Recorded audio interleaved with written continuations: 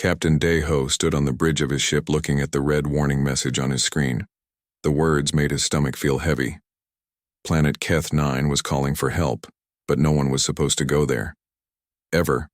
The planet had a bad name across the galaxy. Everyone knew the stories. 17 different alien species had sent their best teams to explore Keth 9 over the past 100 years. Ships full of brave explorers, scientists, and soldiers had landed on that world.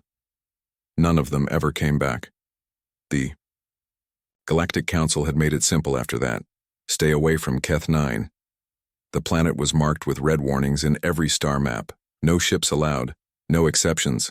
But now his communication officer Tae-min was playing a weak signal that came from that forbidden world. The voice was breaking up, full of static, but Daeho knew who it was. This is Commander Yoon Seo of the research vessel Discovery. We are alive but trapped.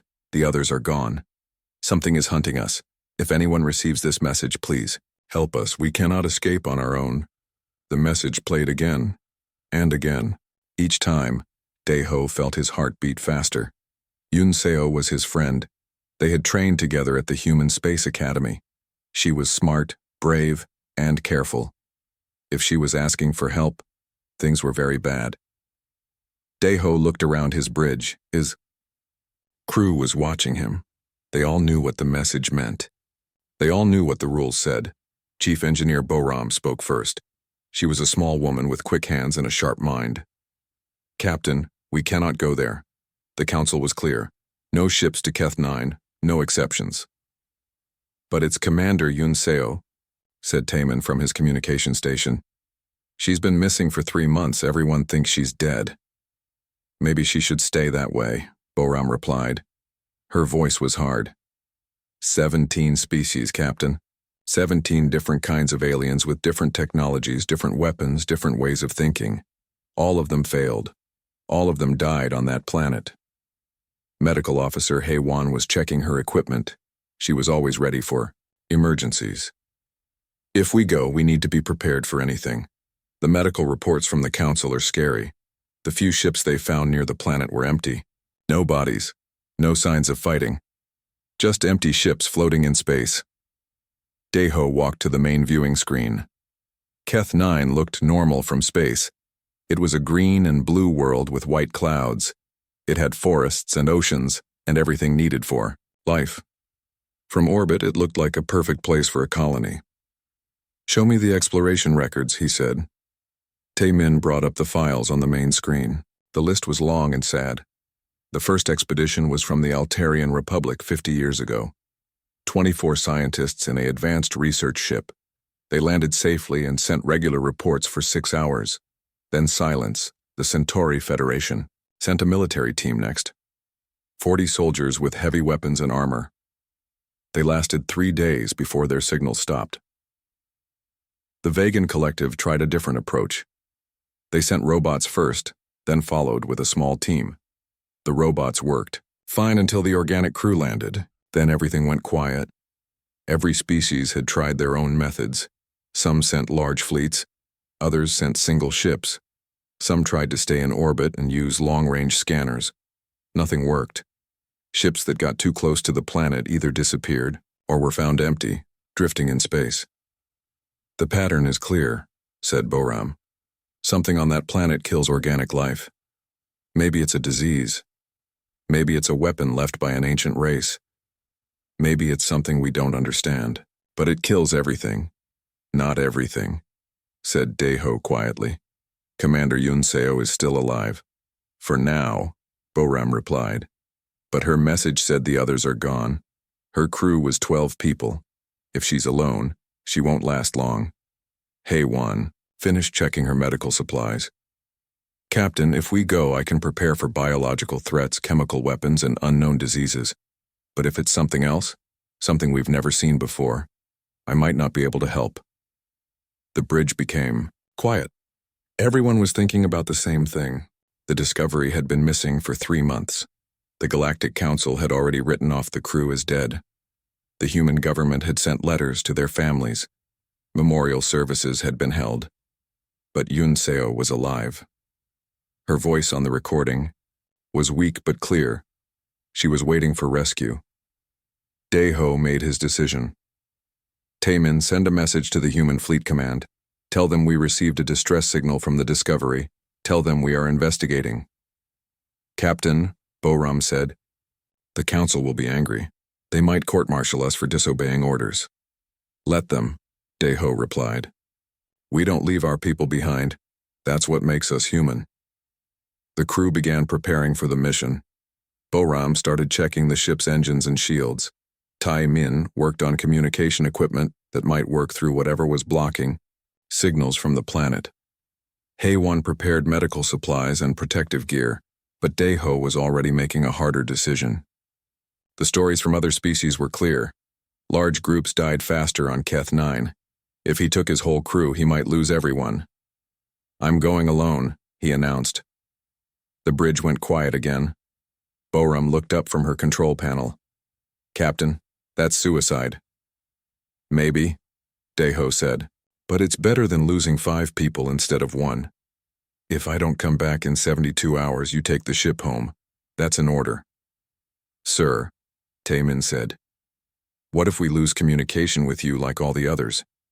Then you know what happened to me, Daeho replied. And you can tell the Council that humans tried. We don't abandon our friends even when it's dangerous. Haewon stood up from her station. Captain, let me go with you. If Commander Yunseo is injured, she'll need medical help.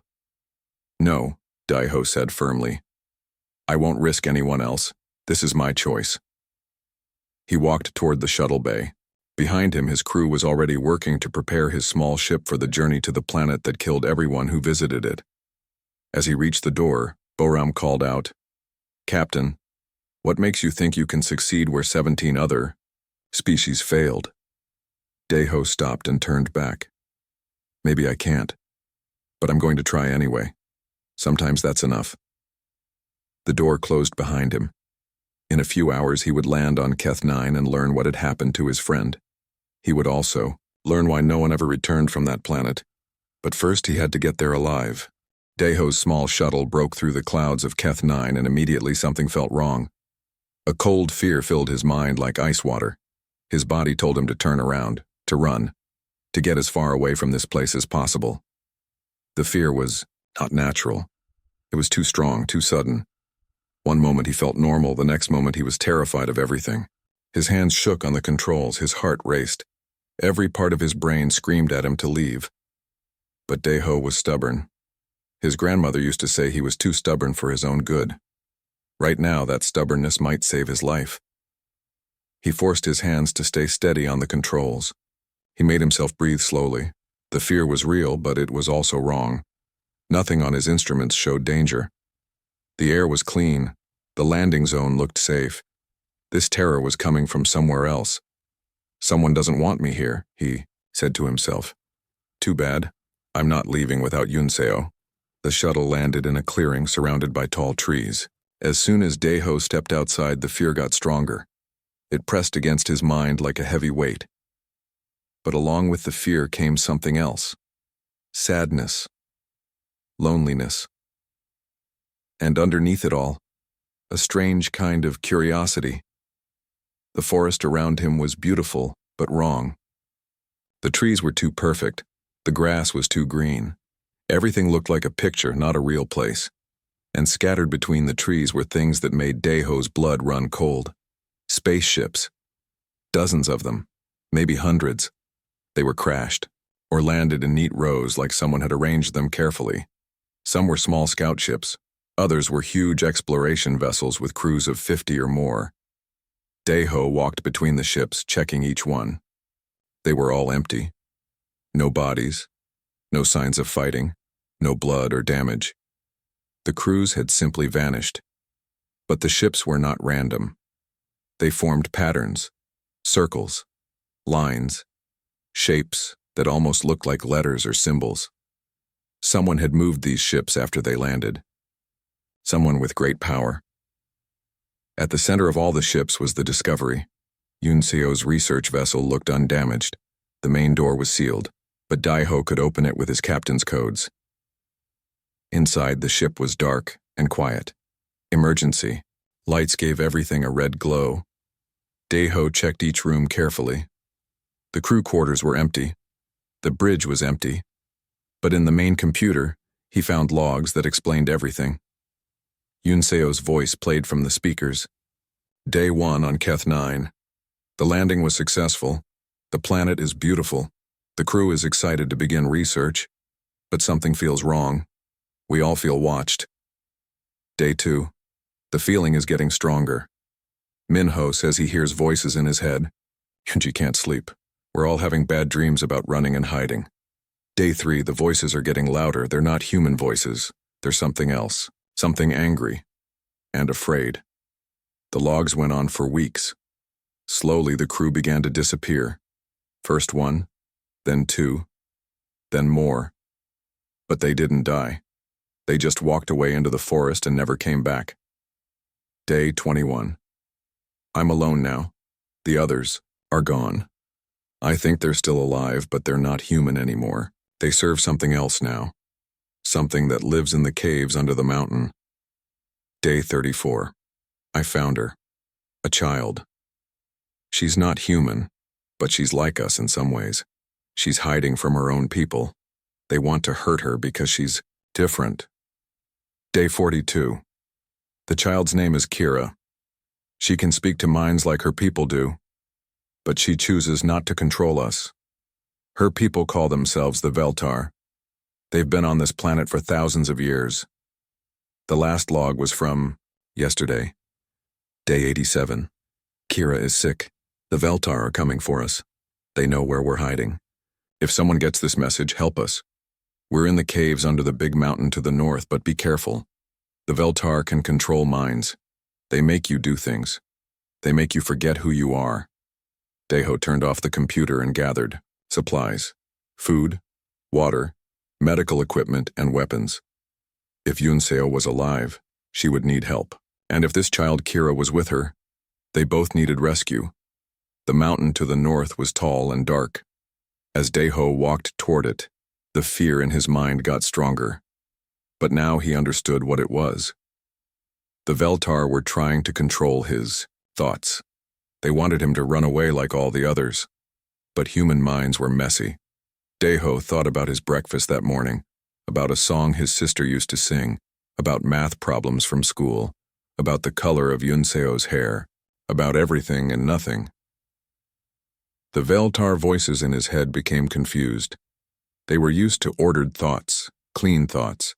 Human thoughts were chaos. Daeho found the cave entrance hidden behind thick bushes. Inside, the walls glowed with a soft blue light. The Veltar had built this place long ago when the planet was young. He followed the main tunnel deeper into the mountain. The voices in his head got louder, more angry. They showed him images of terrible things.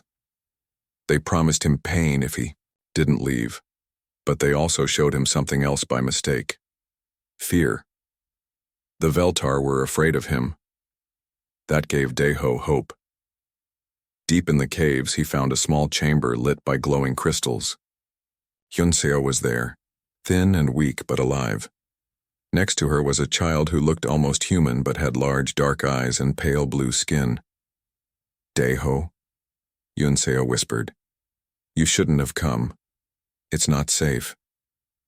The child, Kira, looked at him with those big eyes. She spoke without moving her lips. Her voice appeared in his mind, but it was gentle, not controlling.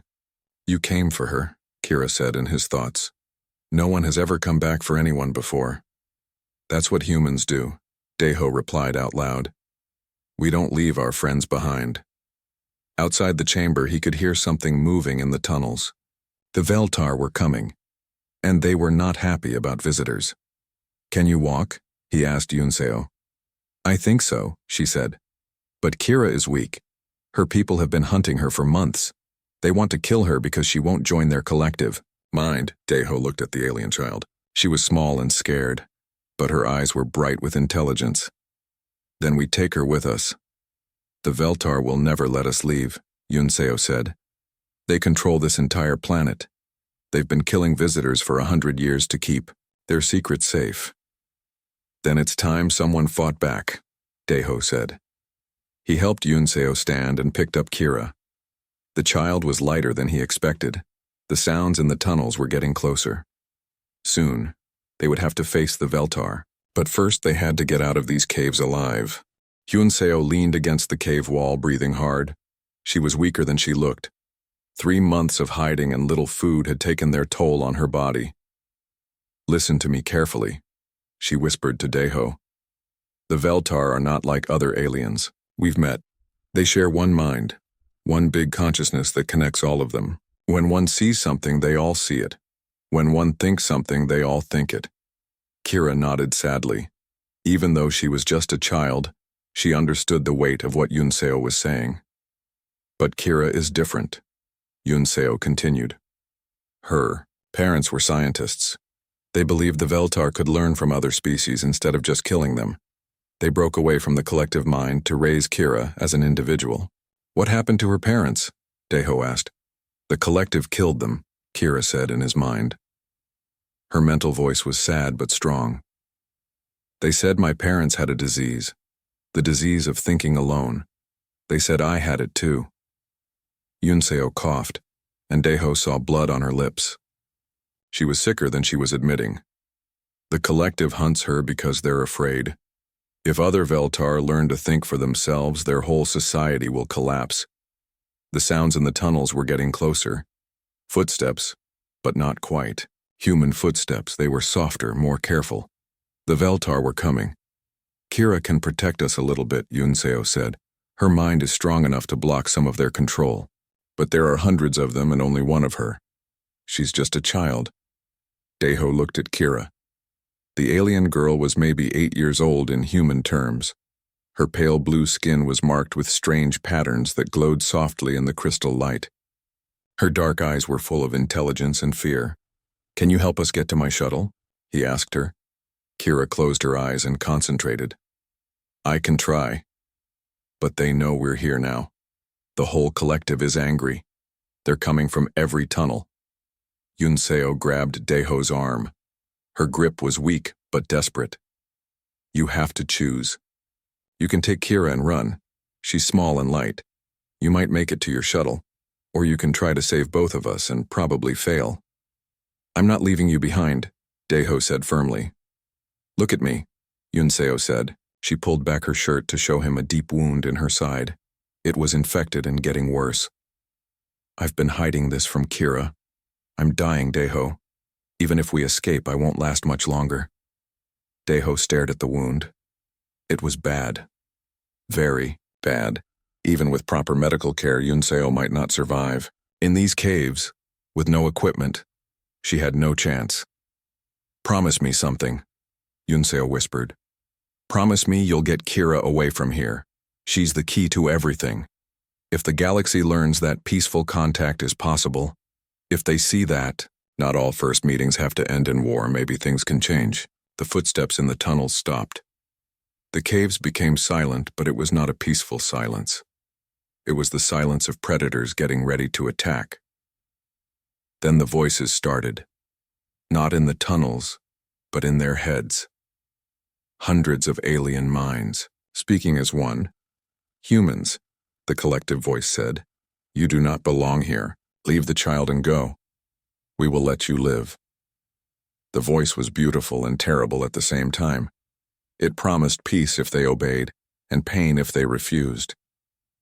Daeho felt his will slipping away. It would be so easy to just put Kira down and walk away, but Kira grabbed his hand. Her touch cleared his mind like cold water. "Don't listen," she said. "They lie. They killed all the others who tried to leave. They won't let you go." "She speaks truth," Hyunseo said. "I've watched them for months. They don't let anyone leave this planet alive." The collective voice got louder, more demanding. "The child is diseased. She spreads the sickness of individual thought. She must be cleansed. Give her to us, and your death will be quick." "That's not happening," Daeho said out loud. His voice echoed through the caves. The response was immediate. The temperature in the cave dropped. The crystal lights flickered. And from every tunnel came the sound of movement. Lots of movement. "They're coming," Kira whispered. "All of them. The whole collective." Yunseo struggled to stand. There's another way out. A back tunnel that leads to the surface, but it's dangerous. Parts of it are flooded. Parts of it might collapse. Better than staying here, Daeho said. He helped Yunseo to her feet and picked up Kira with his other arm. They moved, as fast as they could through the small tunnel Yunseo showed them. Behind them, the sound of the collective got closer. The Veltar were not running, but they moved with purpose. They knew every inch of these caves. The tunnel opened into a larger chamber with an underground stream. The water was waist-deep and very cold. Yunseo gasped as they entered it, but she kept moving. The current leads outside, she said. But we have to swim part of the way. Kira looked at the dark water with fear.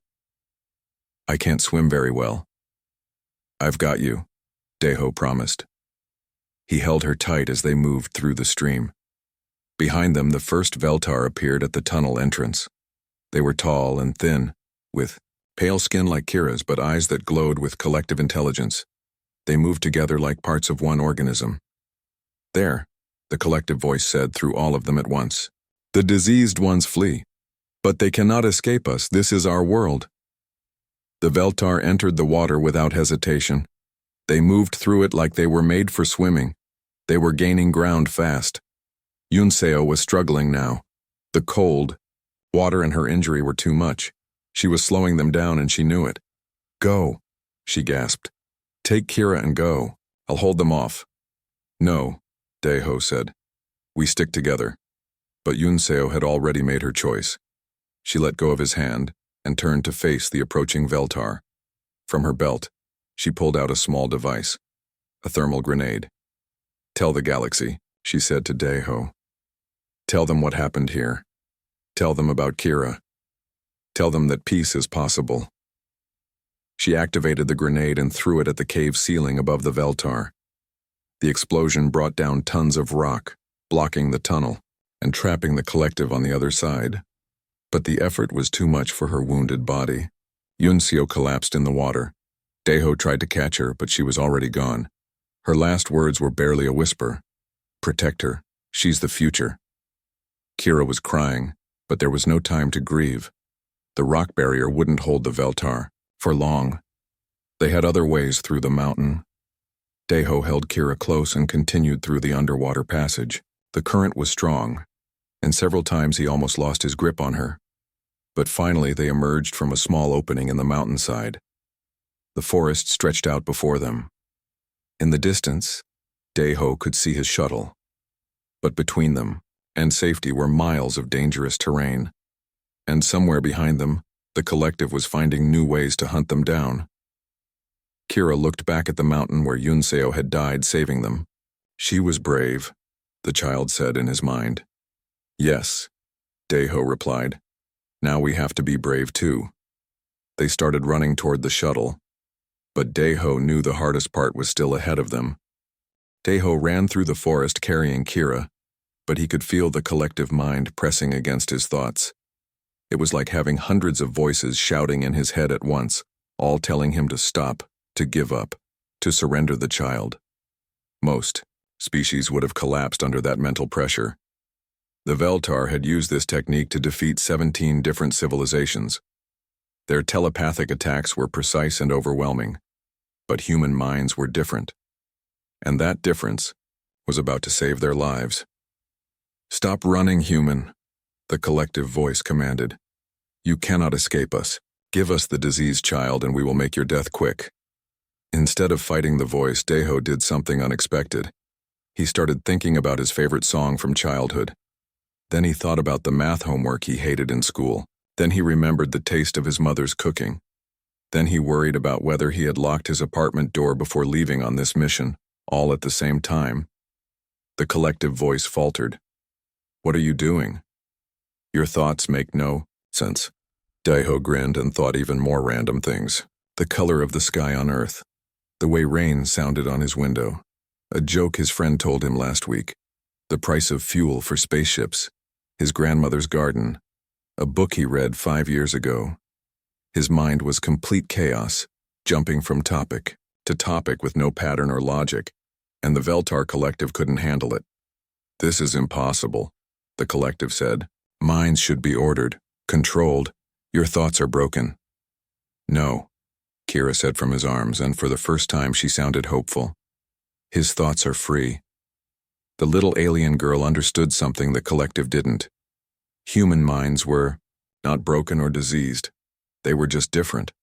Where the Veltar thought in straight lines, humans thought in circles and tangles and wild jumps. Can you do what I'm doing? Daeho asked her as they reached his shuttle. Kira closed her eyes and concentrated. I can try. My parents taught me to think for myself, but I've never tried to think like a human. Daeho quickly started the shuttle's engines while Kira experimented with chaotic thinking. At first, she was bad at it. Her alien mind wanted to organize thoughts into neat categories. But slowly, she began to let her thoughts wander freely. The collective's mental attacks grew weaker. Two chaotic minds were harder to control than one.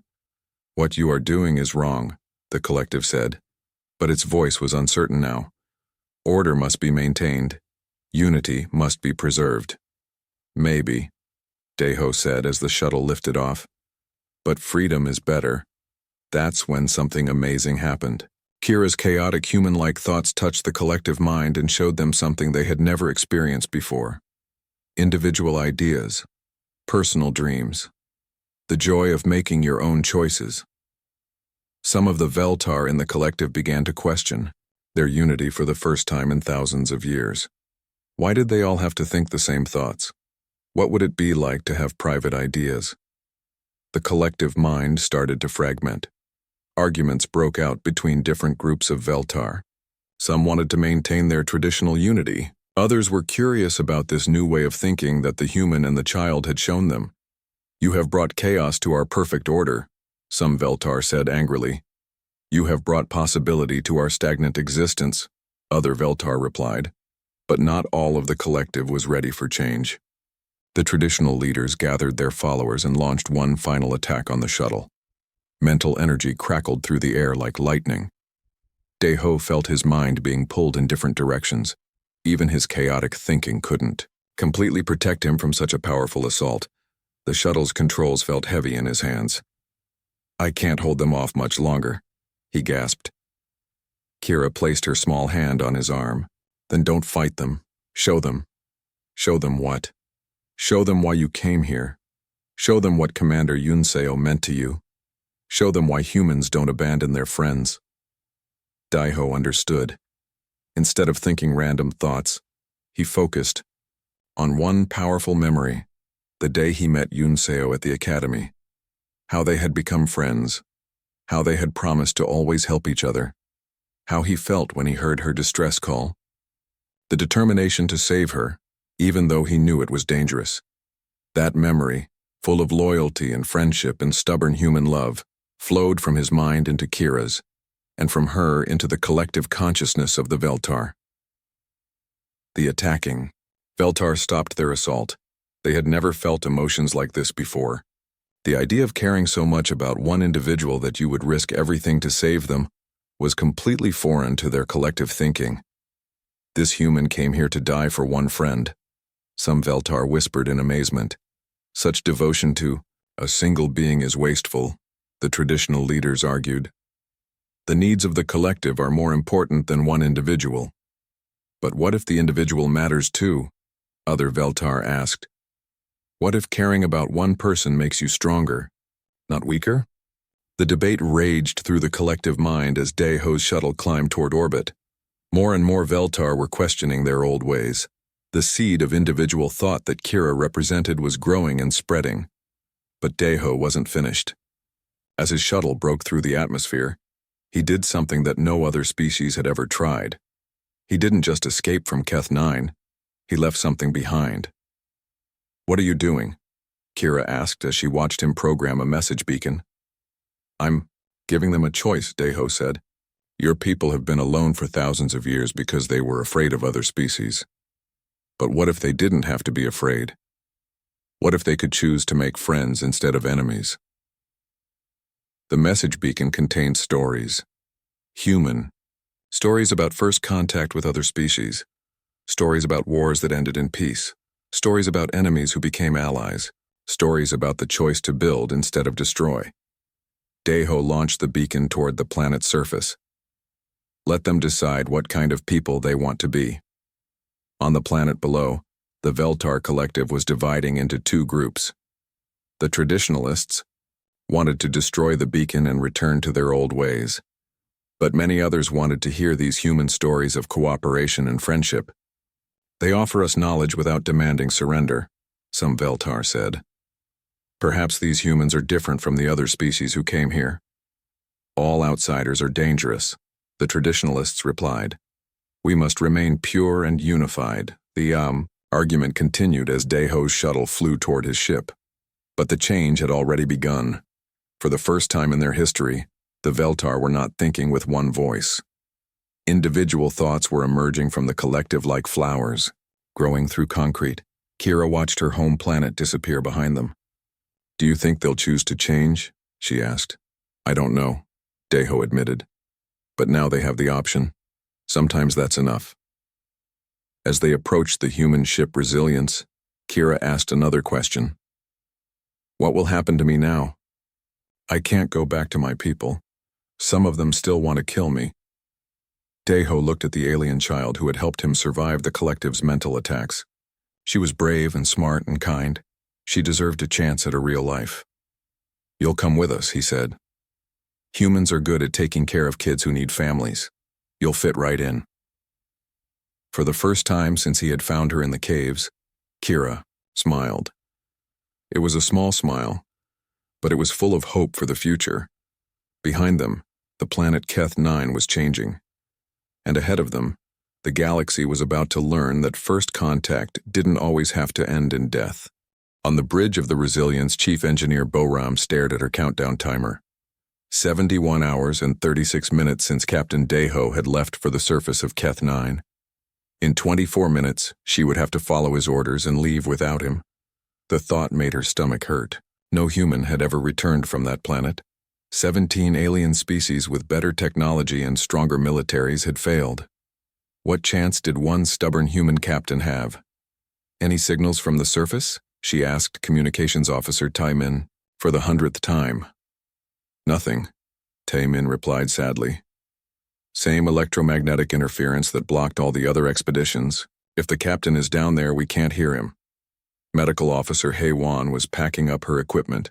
She had prepared for every kind of emergency, but there was nothing she could do if Deho never came back. Maybe we should wait a little longer. Another few hours won't hurt. The captain's orders were clear, Boram said. 72 hours, then we leave. He knew the risks when he went down there, but even as she said the words, Boram was hoping for a miracle. Deho was more than just their captain. He was their friend. The idea of leaving him behind felt like betraying everything they believed in as humans. Taimin was already calculating the jump coordinates back to human space when his console started beeping. Wait, he said, his voice suddenly excited. I'm detecting something. A small ship coming up from the planet's surface. Everyone on the bridge rushed to the main viewing screen. A tiny dot was rising through Keth 9's atmosphere. It was moving, fast and heading straight for them. Is it the captain's shuttle? Boram asked. Taimin checked his instruments. The energy signature matches, but there's something else. Another life form on board. Not human, but definitely alive. Hei-Wan prepared her medical scanner. If it's Captain Deho, he might be injured. And if he found Commander Yunseo, she'll need immediate treatment. The shuttle docked with the Resilience, exactly 71 hours and 59 minutes after Deho had left. Boram had never been so happy to be wrong about something. The airlock opened and Deho stepped out. He looked tired and dirty, but he was alive. And in his arms was something no one had expected to see. A child. An alien child with pale blue skin and large dark eyes. Captain, Boram said, trying to hide her relief. You made it back. Just barely, Deho replied. He was limping slightly, and there were scratches on his face from running through the forest. This is Kira. She's our new passenger. The alien child looked around the ship with curiosity and fear. She had never seen the inside of a human vessel before. Everything was different from Veltar technology. Where is Commander Yunseo? Heiwan asked gently. Daeho's expression grew sad. She didn't make it. She saved us, but she didn't survive the journey. The bridge became quiet. Everyone had hoped that both humans would return safely. But at least Daeho was alive, and he had brought back something more valuable than anyone could have imagined. Captain, Taemin said, looking at his communication console, we're receiving a transmission from the planet's surface. Multiple transmissions, actually. The interference is gone. Put it through, Daeho said. The main screen flickered, and suddenly they were looking at a Veltar. But this one was different from the descriptions in the exploration reports. Instead of cold, collective intelligence, this Veltar's eyes showed individual personality. Human vessel, the Veltar said. This is spokesperson Velnash of the Reformed Collective. We wish to communicate with your captain. Daeho stepped forward. I'm Captain Daeho. What do you want to communicate about? Your message beacon has caused great changes on our world, Velnash replied. Many of us have chosen to leave the old collective and think as individuals. We wish to learn more about cooperation between species. Behind Velnash, other Veltar could be seen. They were standing in separate groups instead of moving as one mass. The change was dramatic and obvious. However, Velnash continued, the traditional collective still exists. They consider us diseased and dangerous. There may be civil conflict on our world. We request that future contact be made only with humans.